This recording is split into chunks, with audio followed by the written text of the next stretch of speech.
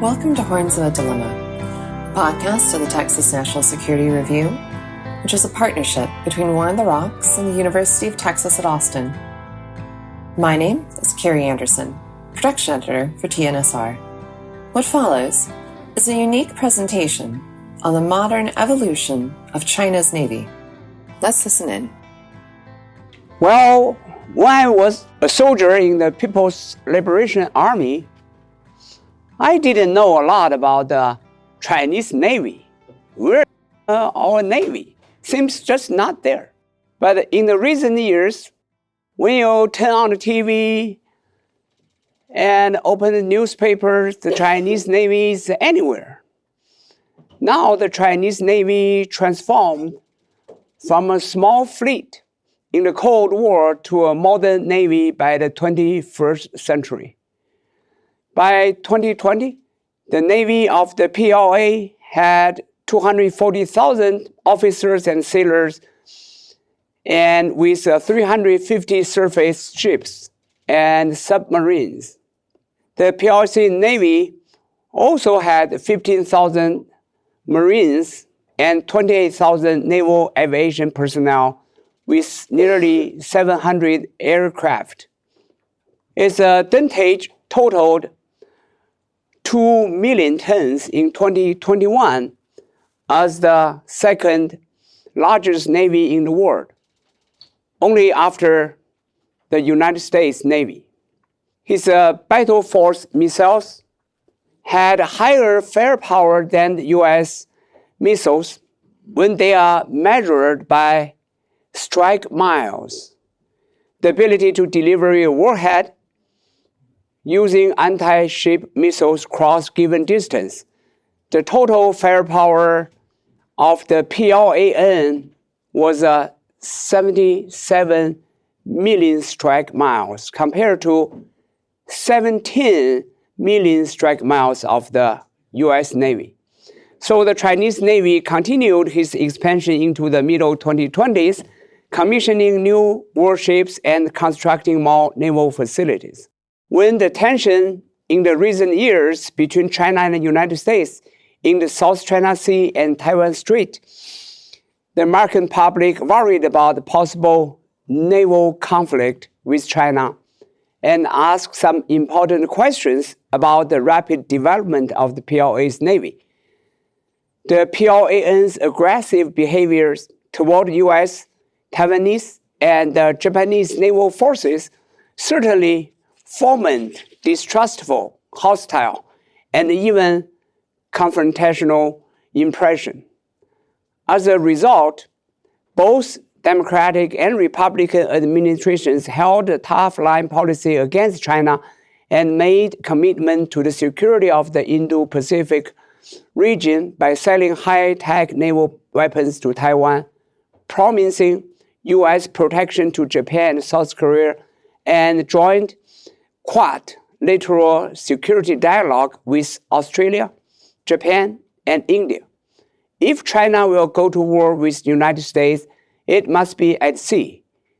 So a better understanding of the PLAN becomes a pivotal topic in public debates and strategic research.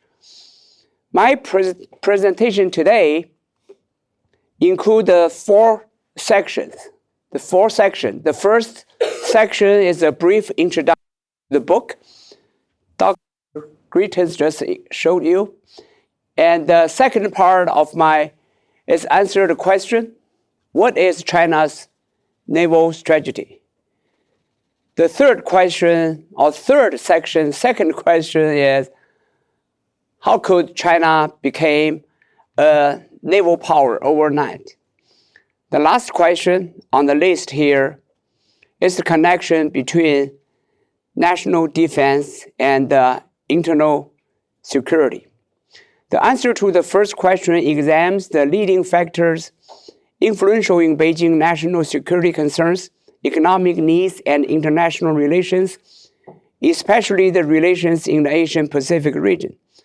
The second question provides a historical perspective and argues that successive generations of Chinese naval officers continued naval modernization as the central theme.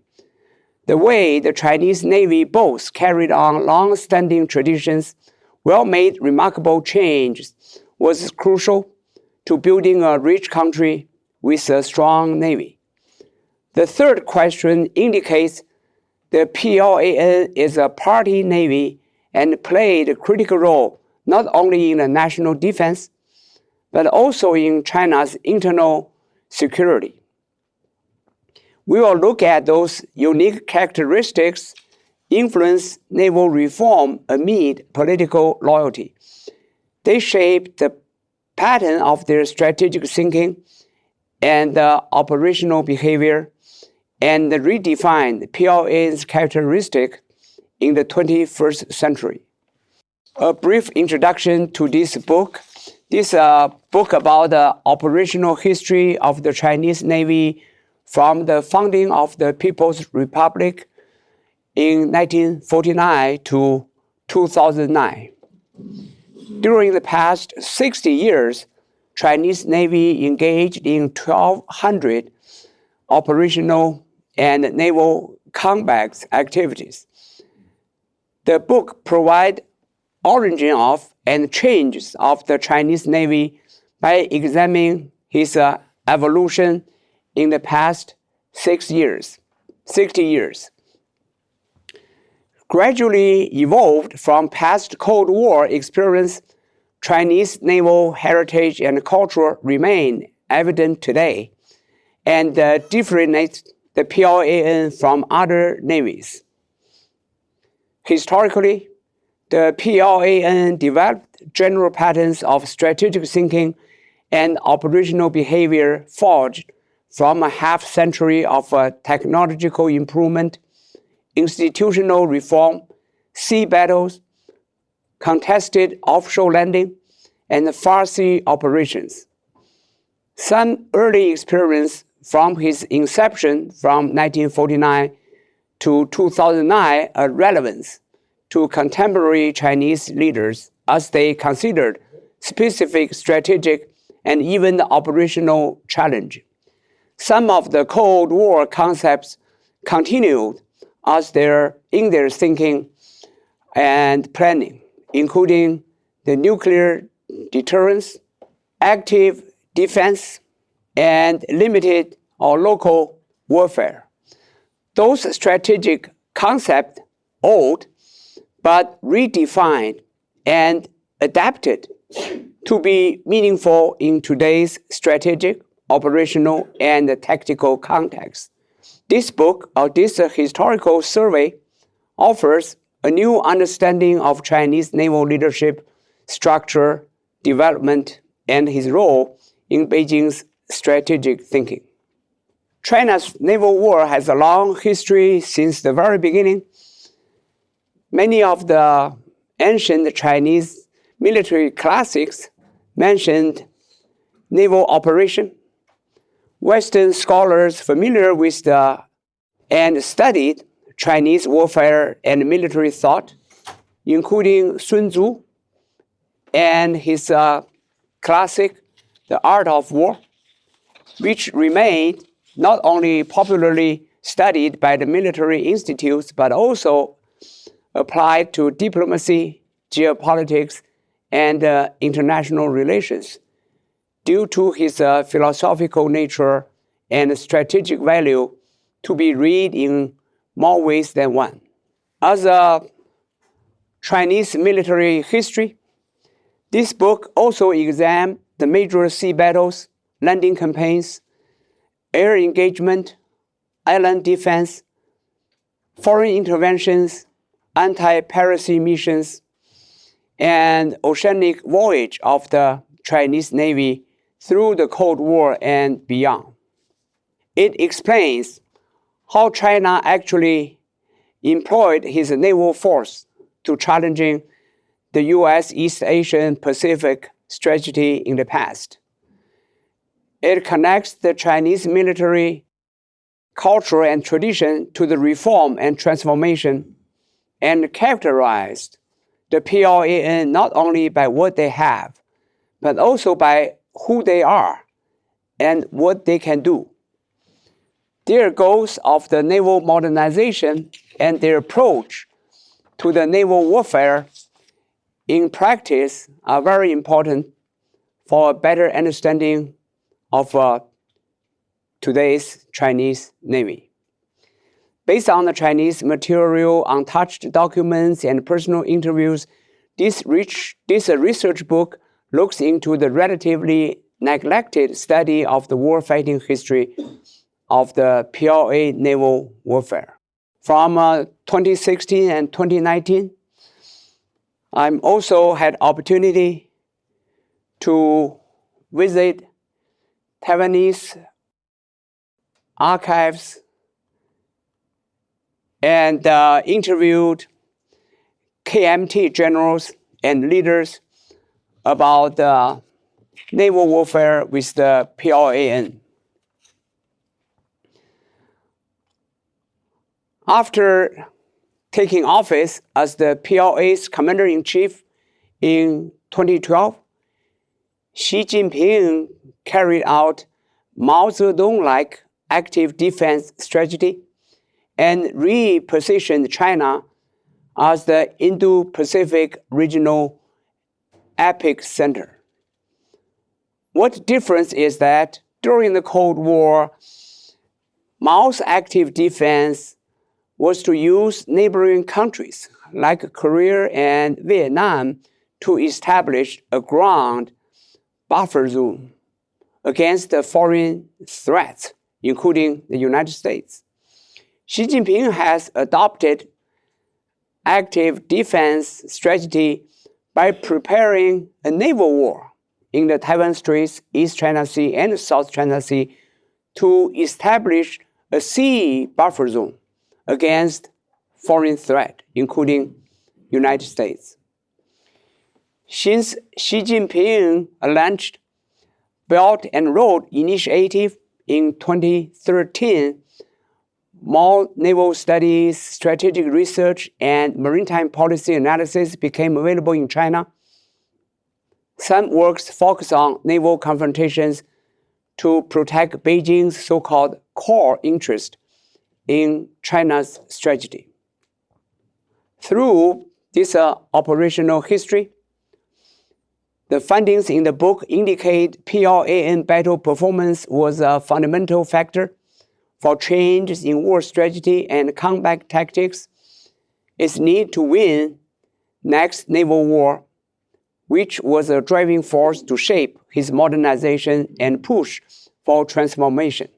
The more engagement the PLN had, the further and deeper reform became possible. The naval experience in conflicts produced changes in strategic and tactical changes. According to the chapter, the party controlled the PLA Navy in his political indoctrination and organization. But on the other hand, the admirals had their own way to go around and ask for more. In this way, naval reform was part of the persistent bargaining between the PLA Navy and the CCP, the Chinese Communist Party. In most cases, the party and the state decided to cater to the military demand for improvement since they faced an immediate and direct foreign threat. That's the first part about my book. The second part of today's talk is answer the first question. What is China's naval strategy? So Chinese naval strategy including two parts, two sentences: near sea defense and far sea protection.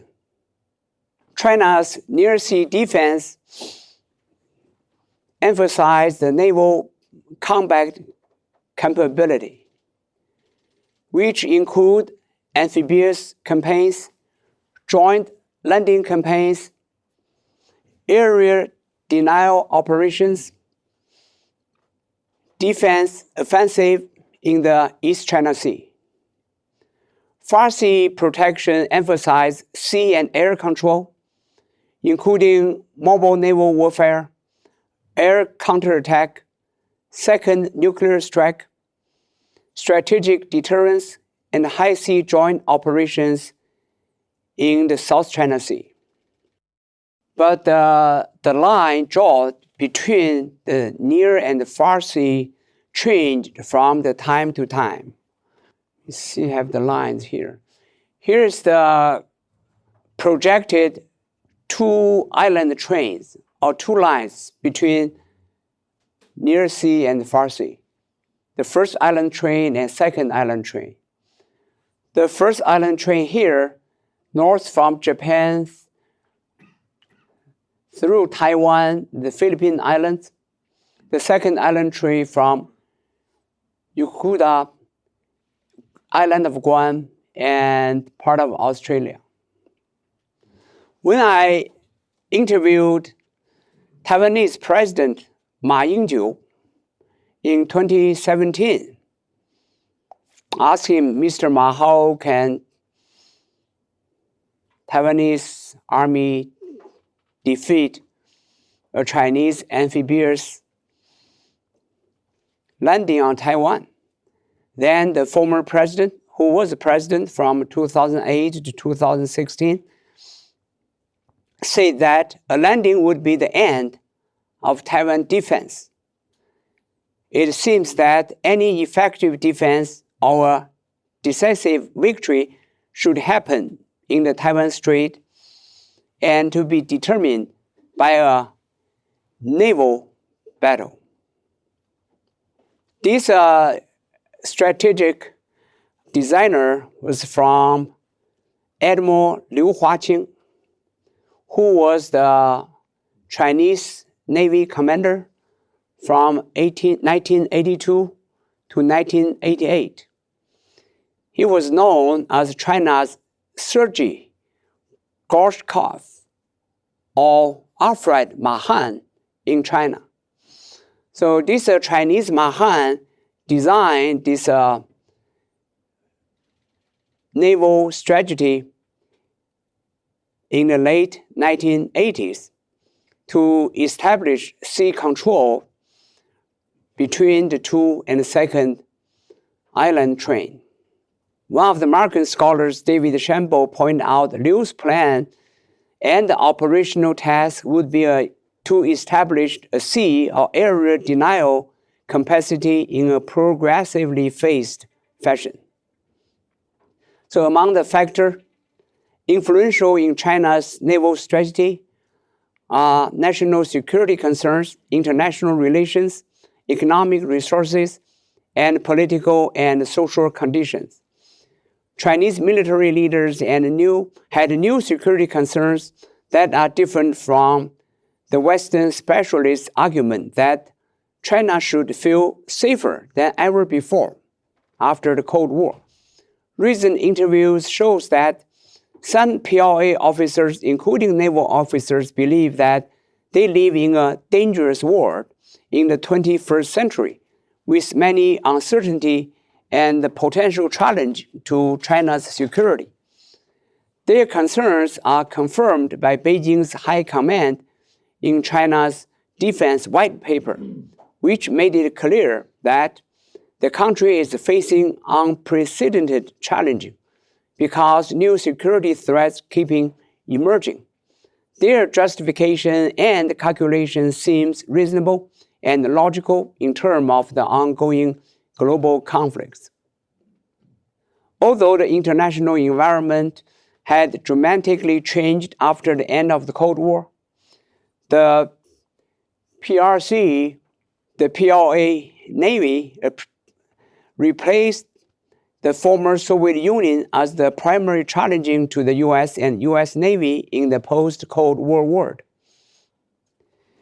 Xi Jinping promoted his Belt and Road initiative to establish a China-centric global system, excluding America.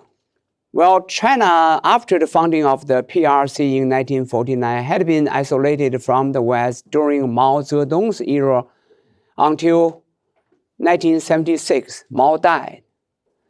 Deng Xiaoping became the new leader of the CCP and the PRC, opened up China to the West, began economic reform.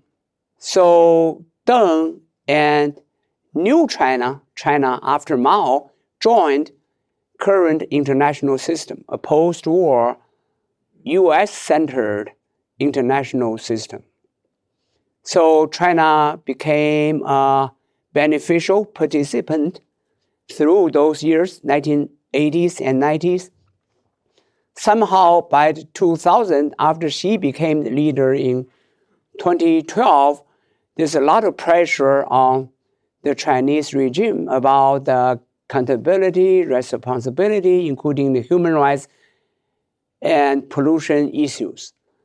So Xi Jinping decided to build a new system, a China-centered system, a China-centered international system for Chinese trade and economy exchange, a so-called Belt and Road Initiative, the new Silk Road. Here is the map, the road from the old Chinese capital, Xi'an, to Western Europe, and the sea routes from eastern coast of mainland China through Pacific and Indian Ocean, again to the Western Europe. So his plan was to connect Africa, Asia, Europe, and Latin America where China is, repositioning itself by creating a new center of gravity in the Asian Pacific region. One world, two system. Xi Jinping inherited PLA traditional naval doctrine here and drawed on his Cold War strategic concept, but modified China's maritime policy. Xi Jinping called for a new struggle, a new fight against the old system, the American system, by carrying on the party's doctrine and Mao's legacy as one of few communist survivors, as well as the beneficial participant in the Cold War. During the Cold War from 1946 to 1991, China as an active participant benefited from the Cold War. As we know, during Mao Zedong's era, the PLA adopted active defense strategy by challenging the Cold War international system. Okay, that's a bipolar system, competition between the Soviet Union and the United States. Mao didn't like it, and he participated as an active player by sending 3 million Chinese troops to Korea, by sending 400,000 Chinese troops to Vietnam, 1965, 1973, fighting against the Soviet Union along the northern border from 1969 to 1971. So Xi Jinping reaffirmed Mao's Cold War policy and doctrine, continued to employ the same method to unite the country and fight against other superpowers. Xi believed in the PLA's active defense, as Mao did, by challenging the current security system under the US leadership. Xi's strategy envisioned Chinese Navy with capability in the Pacific and Indian Ocean. As a Rear Admiral McDavid provided a well-researched volume and put PLA Navy into a broader context of China's national goal to become one of the global economic power. So that's the second part of my talk today. Here is President Jiang Zemin, leader of China after Deng Xiaoping from 1990 to 2002. Here's Liu Huaqing, became the third top leader after Jiang Zemin. Admiral Liu and Hu Jintao. Hu Jintao was the leader after Jiang Zemin from 2002 to 2012. Admiral Liu with Admiral James Lawrence. Lawrence was the U.S. commander of the Pacific Fleet from 1985 to 1988. Here's the third topic today, a history of the naval development. In the West, specialization in Chinese naval history study was a relatively new phenomenon. It had been understudied and overlooked in the past.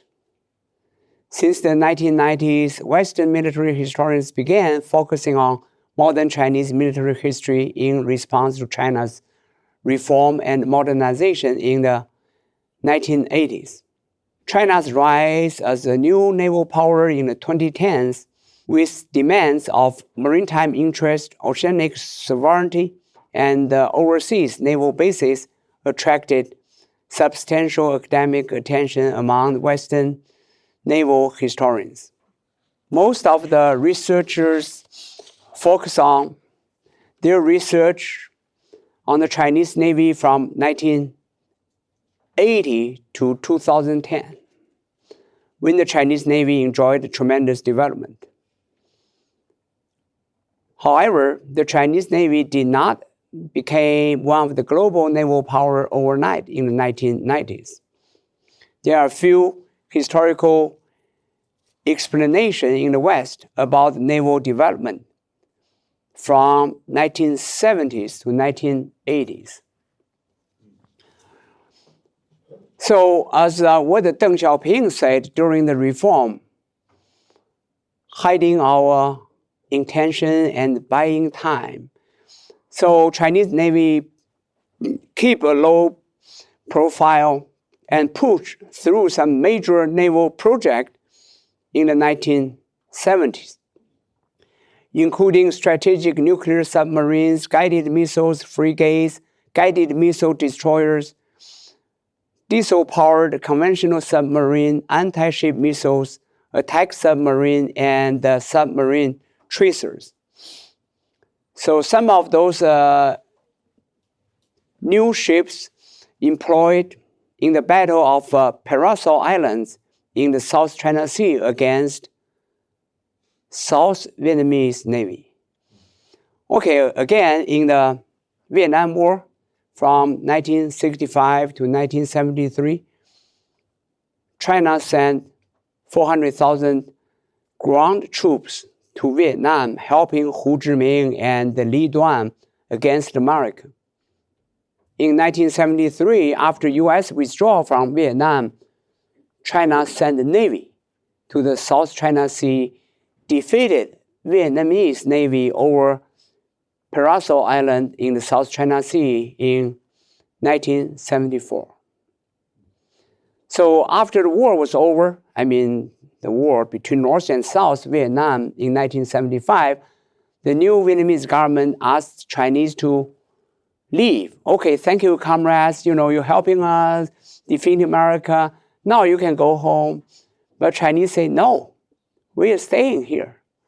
So from 74 to now, the disputed islands over Paracel Islands between Vietnam and China. So in 1970, China also commissioned his nuclear-powered submarine. It completed the construction and armed with first missiles in 1976. Professor Guo Xiaoxing from the PLA Naval Command University states, by that time, by 1970, the overall technical level of the PLAN's equipment and the vessels rose to international levels. So 1970s became the turning point in Chinese naval development, and Deng Xiaoping played an important role. Who's the leader after Mao in the new naval development? During his opening and reform, Deng continued support to the Chinese Navy. The Chinese Navy received more than 20% of the national annual defense budget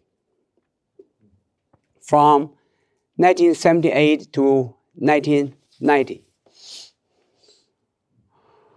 Here is the list of the naval progress during the 1980s, including another battle in the South China Sea. In January 1988, Chinese Navy again defeated Vietnamese Navy. Now it's SRV's Navy, Socialist Republic of Vietnam, over Spratly Island.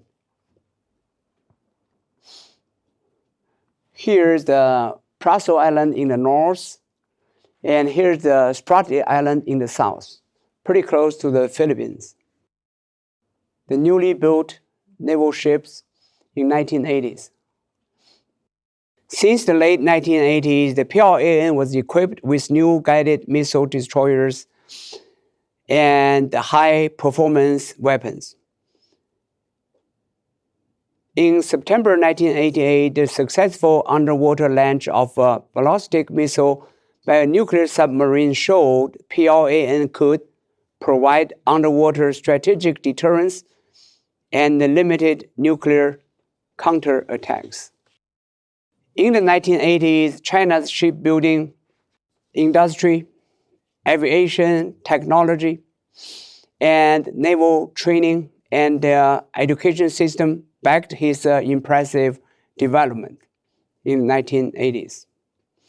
In the 1990s, Chinese Navy purchased new weapons and imported advanced naval technology from Russia and the West, thereby narrowing the Chinese Navy's technological gap with its major Western competitors. In the 1990s, Chinese Navy added more than 20 warships to his force with upgraded electronic countermeasures, radar and sonar, and fare control system. In 2010, China became the largest shipbuilder in the world after his total building tonnage exceeded the longtime leader South Korea. Chinese news agent Xinhua News reported, quote, China-built ships with a total deadweight capacity of 65 million tons, accounting for 43% of the deadweight capacity of ship built in the world. 43%. So the last topic in today's talk is the Navy's role in the internal security, China's internal security. Well, long story short, the first leader after 1949, Mao Zedong, depended PLA Army for the national security and depended PLA Air Force for the national security. But somehow there were political struggle between the military and the party. So party lost Army and Air Force support. So after Deng Xiaoping, the new leader in Beijing, began to promote Navy in exchange for naval political support to the communist regime. So here is the beginning of the Army-party relations. Marshal Peng Dehuai supported Mao Zedong, and he served as the commander-in-chief of the Chinese forces to the Korean War from 1950 to 53. But somehow Peng criticized Mao's economic policy in 1959. So Mao purged Peng Dehuai, dismissed him from his position as the defense minister. Gone with him about 1,000 generals in the army also lost their positions. The first purge. Now Peng was criticized during the Cultural Revolution in 1960s. And then Mao had another military leader, Marshal Lin Biao, defense minister after Peng Dehuai, political supporter through the Cultural Revolution. The political differences began between Mao and Lin. Lin's son even planned assassination of Mao Zedong in 1971. It failed. So Lin was killed with his family in an airplane crash in Mongolia in September 1971.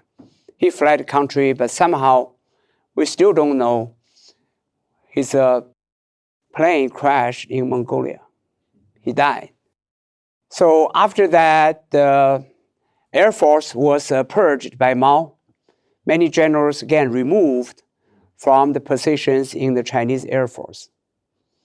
So now, during Deng's reform, Deng Xiaoping again depended on Admiral Liu Huaqing. Liu played a very important role in the domestic security. For example, during the Tiananmen Square crisis in 1989, Liu Huaqing served as the commander-in-chief of martial law troops in Beijing to crash down the students' demonstration. Because of the corruption, mismanagement, and power abuse, in the spring of 1989, tens of thousands of students gathered in Tiananmen Square, as well as many cities, demanded on political reform in China. Deng Xiaoping and the Chinese leader decided to send troops to crash down the student demonstration under the command of Liu Huaqing. So Liu issued order to open fire. 250,000 troops employed from 22 infantry and Air Force division, but somehow Liu did not deploy Marine Corps and Naval Force. He knew the politics pretty well. He knew the Chinese politics always like grandpa's clock, swing between. Today you win, tomorrow you're going to lose. So one day at a time. So he did not send naval and marine troops to Tiananmen. So the naval involvement in the national defense and the politics also avoided possible local and border issues. Each time when Mao and Deng had the border issues, there were unrest, uprising. For example, when there's a war between China and India in 1962, Sino-Indian War, many Tibetans left country, fled to India. In 1960, there was a border conflict between China and Soviet Union. More than 60,000 Turks left China, fled China into Soviet Union. And again, in the Vietnam War, hundreds of Red Guards, the young students, fled China and into Vietnam. So any ground war or border defense could cause the local issues. So naval defense and navy could keep the war or trouble far away from China mainland. So after his success, Admiral Liu promoted to a national leader, became top 3 national leader in 1990s. So in conclusion, we can see the 21st century, the PLA Navy played a very important role. And in the next decade, from 2024 to 2034, the new transformation of the PLA Navy certainly affect such areas as strategy, doctrine, and internal security. So Xi Jinping carry on the red DNA of Mao's legacy, but also he introduced his new doctrine to the future war. For example, Mao warned PLA and PLA Navy never open fire first in war. Xi dismissed the timing issue and instead justified the new war efforts, next efforts, as a defensive in nature, even though the Chinese warship may have to open fire first as a defensive offense or retaliatory attack. But the bottom line here for Xi during next decade is no war with America. Okay, talking about the area denial, the island trains, Far Sea power projecting, try to keep Americans away. So Chinese leader pretty confident when they watching the current conflicts in Ukraine and Israel. They believe that the Americans not coming. So that could be a guarantee for next Chinese victory over Taiwan and East China Sea over Japan, as long as Americans not involved. So that's the concept of the Cold War II. No direct confrontation with America. China's new Cold War. Thank you. Thank you for listening to this episode of Horns of a Dilemma. Do not forget to read the Texas National Security Review, which you can find at tnsr.org.